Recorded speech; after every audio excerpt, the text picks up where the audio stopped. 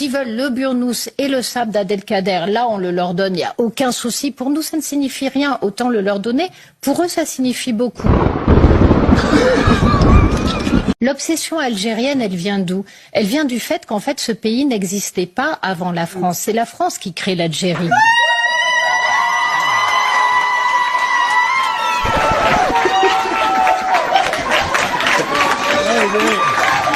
Et donc l'obsession algérienne vis-à-vis de la France, c'est une incapacité à tenir debout tout seul, c'est une incapacité quelque part à assumer son indépendance. Parce que quand on est indépendant, on se fout de l'histoire qu'il y a eu avant. Oh les bâtards.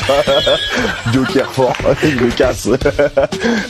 Joker. On crée et on développe le pays que l'on a. Aujourd'hui, cette obsession de l'Algérie est malsaine pour l'Algérie, elle est malsaine pour la France. Nous gagnerons à rompre ces liens qui sont des liens toxiques, qui nous enchaînent les uns les autres. On a des accords avec eux qu'aujourd'hui nous payons extrêmement cher. Il faut arrêter de culpabiliser, arrêter de croire qu'on doit quelque chose à l'Algérie. Toute cette comédie, parce que la réalité, c'est que comme les responsables algériens sont infichus d'offrir un avenir à leur jeunesse, politique, ils tapent sur la France en permanence pour garder le pouvoir. Et franchement, on va peut-être pas les aider, étant donné que ce sont des dictateurs. Voilà, c'est simple à un moment. Non, mais c'est... Des accords d'Évian. La réciprocité des avantages. L'Algérie garantit les droits acquis des personnes physiques et morales.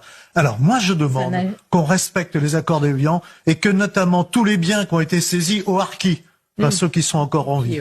Parce que je rappellerai que le FLN a entre 50 et 100 000 harkis ont été massacrés, torturés avec leurs familles par le FLN. Mais les biens, ils sont ceux qui sont en France, ceux qui sont en France, pas tous en même temps. alors qu'on leur rende leurs biens, qu'on leur rende leur maison. Et j'ai fait la même chose pour les pieds noirs. Après, on pourra discuter avec ce gouvernement du FLN, qui, je le rappelle, est une quasi-dictature. Et puis, on peut étendre à la Kabylie aussi, qu'ils rendent aussi aux Kabyles leurs biens. Et après, on discute. De toute façon, ça se heurte aux obstacles juridiques.